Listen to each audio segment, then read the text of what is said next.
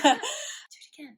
This is amazing. Hello and welcome to our third episode of this season's podcast. My name is Michelle and today I have a guest who is a very good friend of mine. Her name is Daniella. Hello. Hello, how are you? I'm doing good. What have you been up to lately? Well, I've just been practicing as usual, and I'm actually preparing for an upcoming concert, live stream concert as well. That's so cool. That's keeping me busy.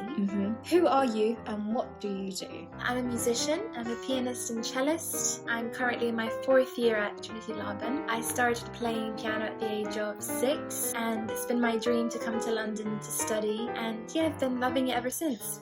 So where are you originally from then? Well, I'm half Cypriot and half Lebanese. So I was born in Cyprus, but my dad is from Lebanon. It's so lovely to see so many international instrumentalists here at Trinity. Yeah. And Daniella, she is amazing at what she does. It's been lovely to have her on board. So sweet.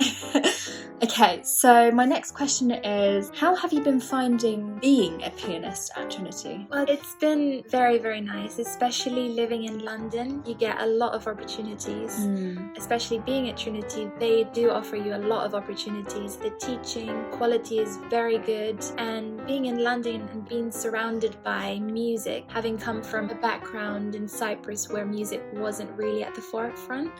So being in London is really, really nice in terms of music. Yeah, it must be such a nice experience from one country to another, just experiencing a different life. One question I have for you is, what are you currently working on in terms of repertoire? Yeah, so on a large scale, I'm working on the Pictures at an Exhibition by Mussorgsky. I love that. And then for my major, I'm doing a selection of pieces. So 2 rhapsodies, one by Liszt and Brahms. Oh, another rhapsody as well by Dochnani. I'm doing the Mozart Fantasy in D and the Nocturne by Respighi from the 6 pieces for piano. Quite a varied program. Yeah, that is quite varied, much more than me. What is your opinion on sight reading? This is a question that I ask, and especially since I'm creating a community for sight reading, what is your opinion on it? My opinion on sight reading, I actually enjoy sight reading and enjoying getting better at sight reading. Okay. I find that most students kind of shy away from it, but I enjoy doing sight reading and implementing it in my practices and all that. Learning a piece, obviously it makes reading a piece and learning a piece much quicker, so it's very essential, I think. I have recently updated my website with a sight reading guide, so for all those who are listening in now, go onto my website and you'll see that guide, and hopefully there are some tips that can help you for sight reading, and that is actually really, really useful. My final question for you is, what advice would you give on students that are finding sight reading difficult?